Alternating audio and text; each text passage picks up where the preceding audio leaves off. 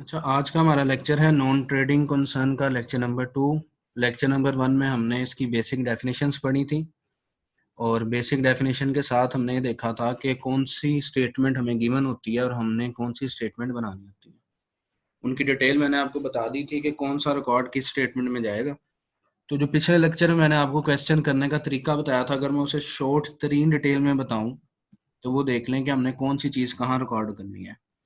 तो ये जो मैं लिस्ट बताने लगा हूँ आपका, ये है do not record in income and expenditure account. इनको हमने इनकम एंड एक्सपेंडिचर अकाउंट में नहीं लिखना, बट इन बैलेंस शीट। और इन्हें फिर लिखना कहाँ है? बैलेंस शीट में लिखना है। पिछले लेक्चर मैंने आपको बता दिया था हमें दो बैलेंस शीट बनानी पड़ेंगी। एक जो हमारे क्वेश्चन की मेन बैलेंस शीट है जिसे हम क्लोजिंग बैलेंस शीट कहते हैं, और एक कैपिटल फाइंड करने के लिए ओपनिंग बैलेंस शीट भी बनानी पड़ेगी। तो ये जो डेटा नीचे मैंने लिख दिया है, इसको आपने बैलेंस शीट में लिखना है, इनकम एंड एक्सपेंडिचर अकाउंट में नहीं लिखना। आज की जो हमारी प्रैक्टिस है वो सिर्फ इस पर है कि हमने इनकम एंड एक्सपेंडिचर अकाउंट कैसे बनाना है। जो नेक्स्ट लेक्चर होगा हमारा, उसमें हम देखेंगे कि इनकम एंड एक्सपेंडिचर अकाउंट के साथ साथ बैलेंस शीट भी कैसे बनानी है। तो देखें कौन सी चीजें हैं जिनको हमने इनकम एंड एक्सपेंडिचर अकाउंट में नहीं लिखना। Number 1, balances. दो तरह के बैलेंस होते हैं, एक जो क्वेश्चन के शुरू में होगा और एक क्वेश्चन के एंड में होगा। जो क्वेश्चन के शुरू में उसे हम कहते हैं ओपनिंग बैलेंस, वो कैश के नाम से ओपनिंग बैलेंस शीट में जाएगा। और जो क्वेश्चन के एंड पे बैलेंस होता है वो होता है क्लोजिंग बैलेंस, वो कैश के नाम से ही आएगा लेकिन वो क्लोजिंग बैलेंस शीट में जाएगा। तो इनकम एंड एक्सपेंडिचर अकाउंट में बैलेंसेस हमने नहीं लिखने। दूसरी बात देख लेते हैं कैपिटलाइज आइटम। कैपिटलाइज आइटम होती हैं ऐसी चीजें जिनको हमने कैपिटल में ऐड करना है। तो कैपिटल क्योंकि आपको अंदाजा होना चाहिए कि बैलेंस शीट में लिखा जाता है, इसलिए ये जो चीजें मैं नीचे बताने लगा हूँ ये कैपिटलाइज हैं। इनको हम कैपिटल में जाके ऐड किया करेंगे, इन्हें भी हम इनकम एंड एक्सपेंडिचर अकाउंट में नहीं लिखेंगे। कौन कौन सी चीजें हैं देख लेते हैं। लाइफ मेंबरशिप फीस, ये कैपिटलाइज होती है, ऐसे नहीं लिखेंगे। लीगेसी, ये भी कैपिटलाइज होती है, ऐसे भी नहीं लिखेंगे। इसी तरह अगर वो खुद खुद से कुछ बता देता है, किसी भी चीज के साथ कह देता है कि भाई ये कैपिटलाइज करनी है आपने, तो उसे भी नहीं लिखेंगे। लेकिन ये दो नाम आपने याद रखने हैं, ये कैपिटलाइज रहेंगे। एसेट्स का नाम कोई भी आए, मसलन एसेट खरीदा है कोई भी, उसका अगर जिक्र आ जाए तो उसको भी नहीं लिखना, उसे हम बैलेंस शीट एसेट्स में लिखेंगे। अगर कोई लाइबिलिटी ऑन की है, उसका जिक्र आ जाए, उसे भी इनकम एंड एक्सपेंडिचर अकाउंट में नहीं लिखना, उसे भी हम बैलेंस शीट लाइबिलिटी साइड पे लिखेंगे। और कोई भी वो स्पेसिफिक कर दे फॉर एसेट, मिसाल के तौर पे वो कह देता है हमने ये पैसे लिए हैं किसी बिल्डिंग के बनाने के लिए, तो ये भी स्पेसिफिक कर दिया उसने, तो ये कैपिटलाइज समझा जाएगा। मसलन अगर वो पैसे किसी स्पेशल चीज के लेते हैं तो उसे भी हम कैपिटलाइज समझेंगे। और कैपिटलाइज मैंने भी आपको बता दिया, बैलेंस शीट में जाके कैपिटल में ऐड किया करना है उसको, अगर वो कैपिटलाइज रिसिप्ट होगी। तो ये चार पांच बातें हैं जिनको हमने इनकम एंड एक्सपेंडिचर अकाउंट में नहीं लिखना। तो आज की हमारी प्रैक्टिस है कि इनकम एंड एक्सपेंडिचर अकाउंट कैसे बनाते हैं। तो प्रॉब्लम नंबर 1 देखते हैं।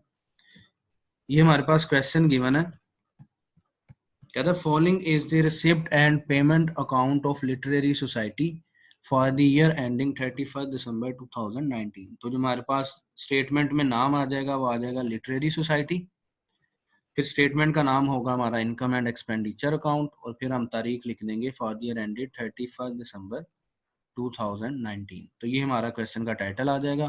अब क्वेश्चन पढ़ के देखते हैं और डिसाइड कर लेते हैं किन चीज़ों को लिखना है और किन को नहीं लिखना।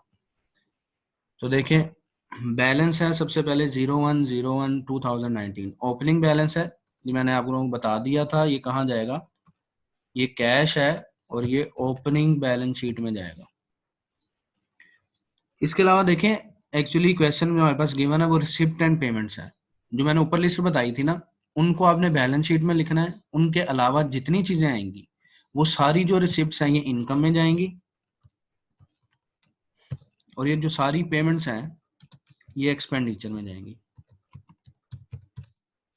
तो इस तरह से आपका क्वेश्चन बड़ा इजी हो जाता है कि जो लिस्ट मैंने आपको ऊपर बताई है उसे छोड़ दें, उसके अलावा सारी पेमेंट एक्सपेंडिचर में लिख दें, और सारी की सारी जो रिसिप्ट्स हैं उन्हें आप इनकम में लिख दें।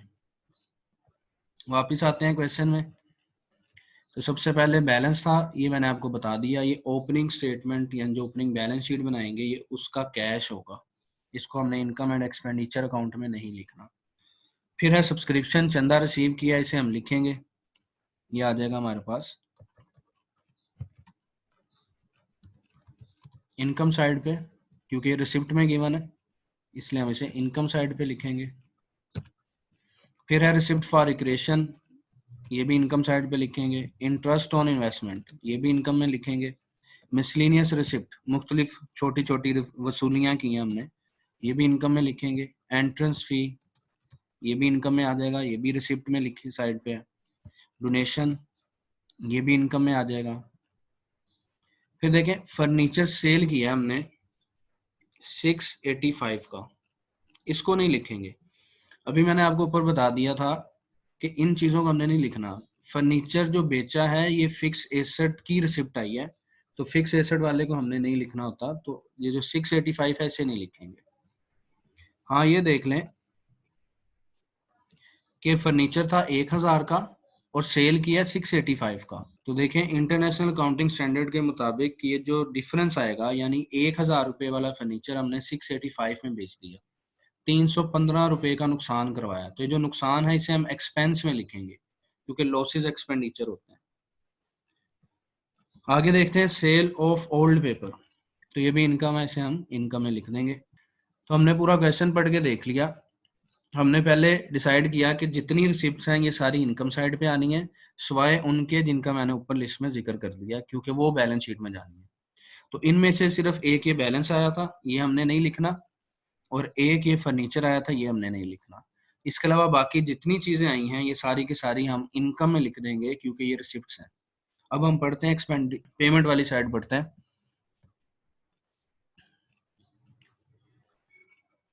सबसे पहले बुक्स, इसको नहीं लिखेंगे क्योंकि ये एसेट है, ये बैलेंस शीट की एसेट वाली साइड पे जाएगा। जो बुक्स होती हैं वो किसी भी लिटरेरी सोसाइटी के लिए फिक्स एसेट होती हैं, इनकी लाइफ 1 साल से ज़्यादा होती है।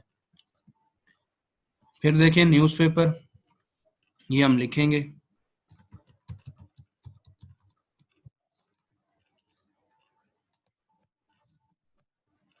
क्योंकि पेमेंट साइड पे गिवन है और इसका ताल्लुक एसेट से नहीं है, तो इसके लिए हम इसे एक्सपेंडिचर में लिख देंगे। फिर है स्पोर्ट्स मटेरियल परचेज, इसको नहीं लिखेंगे क्योंकि जो स्पोर्ट्स मटेरियल है ये हमारा एसेट होता है, इसकी लाइफ भी 1 साल से ज़्यादा होती है, तो इसको भी नहीं लिखेंगे। फिर है इन्वेस्टमेंट, ये भी एसेट है, इसे भी नहीं लिखेंगे। फिर लीगल चार्जेस, ये लिखेंगे, ये एक्सपेंडिचर है, इसे हम एक्सपेंस वाली साइड पे लिख देंगे अपने अकाउंट के। फिर प्रिंटिंग एंड स्टेशनरी, ये भी एक्सपेंस है, इसे भी लिखेंगे क्योंकि जगह कम है इसलिए मैं शॉर्ट फॉर्म में ये लिख रहा हूँ। फिर फर्नीचर आ गया, ये भी एसेट है, इसे भी नहीं लिखेंगे। सैलरीज, ये खर्चा है, इसे लिखेंगे हम।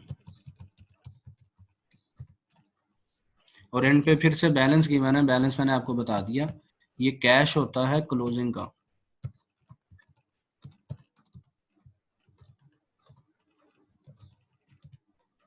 तो इसे भी हम नहीं लिखेंगे इनकम एंड एक्सपेंडिचर अकाउंट में। हाँ जब बैलेंस शीट बनाएंगे तो उसमें इसको कैश के नाम से हमने लिखना है। तो देखिए हमने पूरा क्वेश्चन पढ़ लिया और उसके साथ में डिटेल मेंशन कर दिया कि इनमें से कौन सी चीज कहाँ जाएगी। नीचे पढ़ लेते हैं, उन्होंने कहा हुआ स्पोर्ट्स मटेरियल वैल्यूड 31/12/2019 एट ₹4,000। कहता है जो स्पोर्ट्स मटेरियल था ना वो क्लोजिंग तारीख पे जाके 4000 की वैल्यू का रह गया।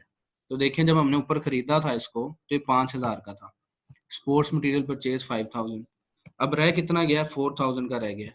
इसका मतलब 1000 वैल्यू कम हो गई है। तो हमने पढ़ा था जब फिक्स एसेट की वैल्यू कम हो जाए उसे हम डेप्रीसिएशन कहते हैं।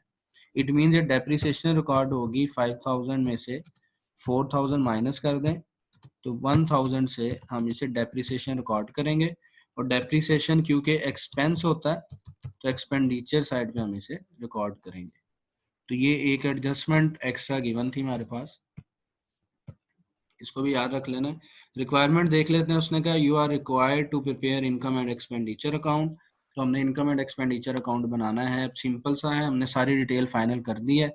जितने एक्सपेंस आए हैं, एक्सपेंडिचर डिसाइड किए हमने, ये सारे चले जाएंगे एक्सपेंडिचर साइड पे, और जितनी इनकम डिसाइड की है हमने ये सारी चली जाएंगी इनकम साइड पे। तो चलते हैं हम सोल्यूशन की तरफ। तो देखिए वैसे ही सबसे पहले हमने टाइटल लिखना है, टाइटल था लिटरेरी सोसाइटी, फिर आ जाएगा हमारे पास स्टेटमेंट का नाम इनकम एंड एक्सपेंडिचर अकाउंट, फिर फॉर द ईयर एंडेड 31 दिसंबर 2019 जो हमारी क्लोजिंग तारीख थी।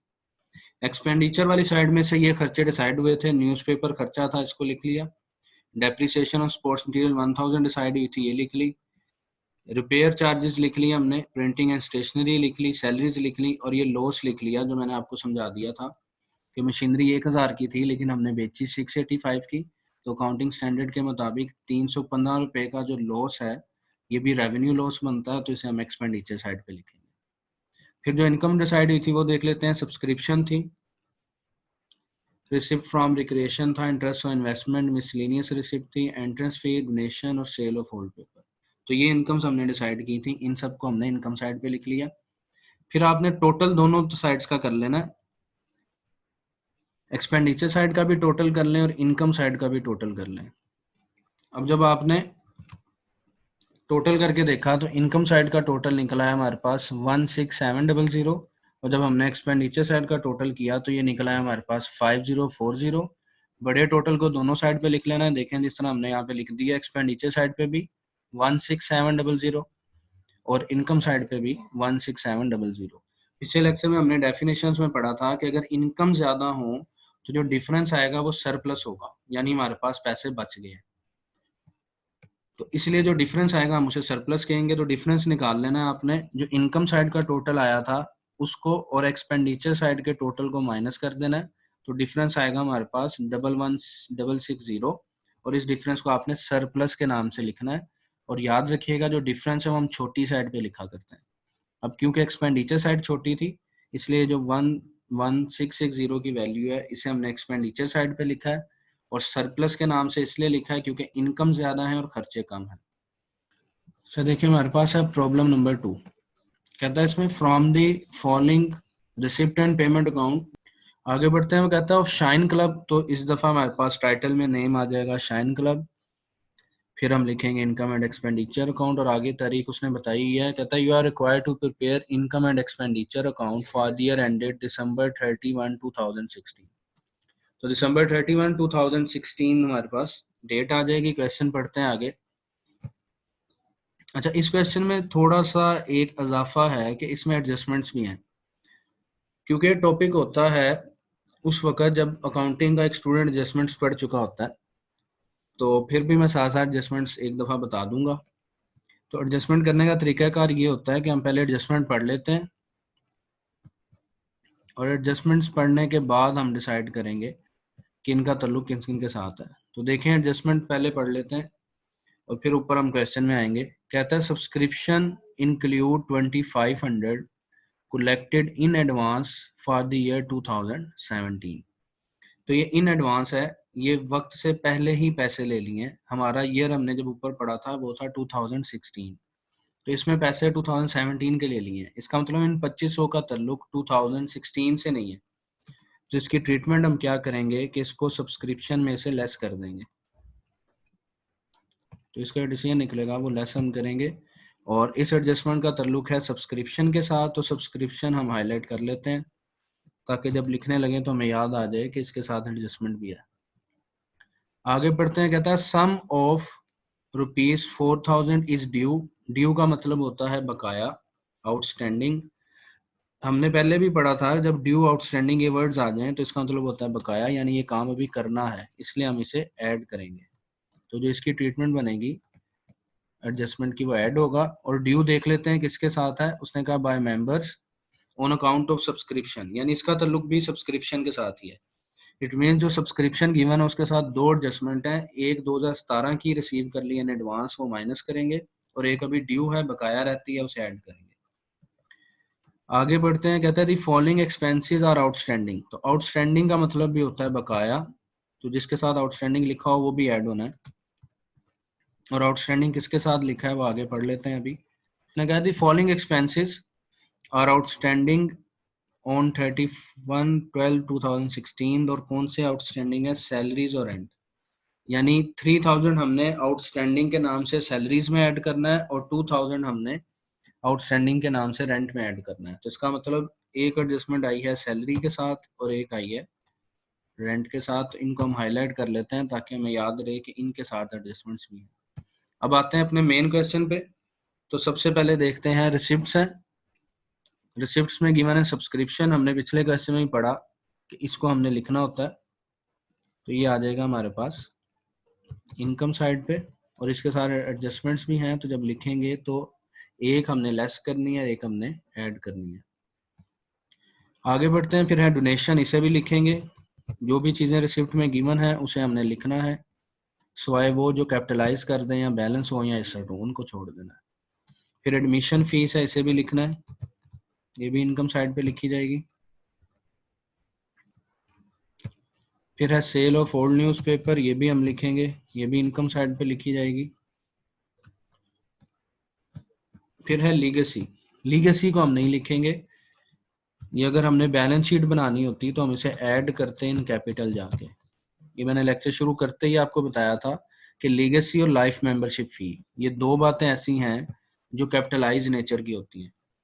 तो इनको हमने इनकम एंड एक्सपेंडिचर अकाउंट में नहीं लिखना होता, बल्कि इन्हें बैलेंस शीट में जाके कैपिटल में ऐड करना होता है।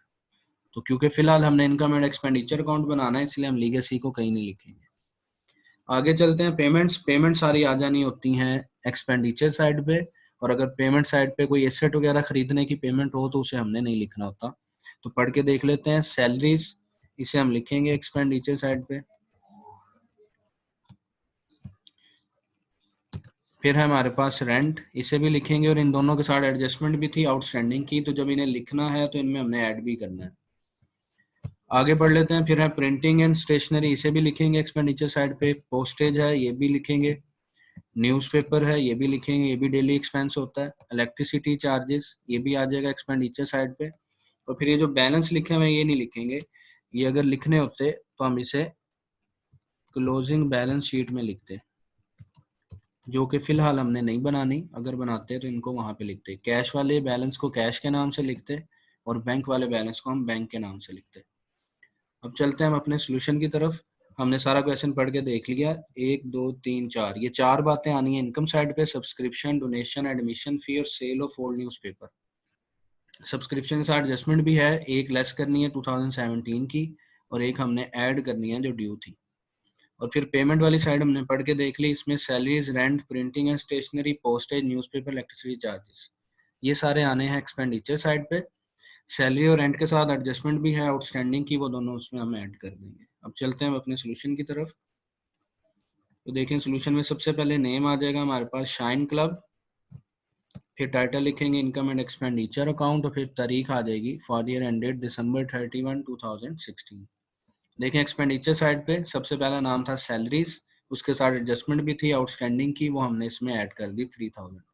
इनर साइड पे आपने ऐड करना है 14,000 में 3000 ऐड करेंगे तो आउटर जो आपका कॉलम है उसमें 17,000 अमाउंट आ जाएगी। नेक्स्ट खर्चा था हमारे पास रेंट, उसकी वैल्यू 13,000, उसके साथ भी एडजस्टमेंट थी आउटस्टैंडिंग रेंट की 2000, वो भी हमने इसमें ऐड कर दिया और वैल्यू इसकी 15,000 बाहर आ जाएगी। फिर बाकी एक्सपेंसेस थे प्रिंटिंग, स्टेशनरी, पोस्टेज, न्यूज़पेपर और इलेक्ट्रिसिटी चार्जेस, इनको हमने एक्सपेंडिचर साइड पे लिख लिया। अब चलते हैं इनकम साइड पे। इनकम में सबसे पहले थी सब्सक्रिप्शन, उसकी वैल्यू थी हमारे पास 32,000। एडजस्टमेंट थी इसके साथ दो, एक थी एडवांस जो हमने रिसीव कर लिया था 2017 वाला, उसे लेस करेंगे, और एक थी सब्सक्रिप्शन ड्यू 4,000 की, उसे ऐड करेंगे। और इन तीनों वैल्यू का जो आंसर आएगा उसे हम आउटर कॉलम में लिख देंगे।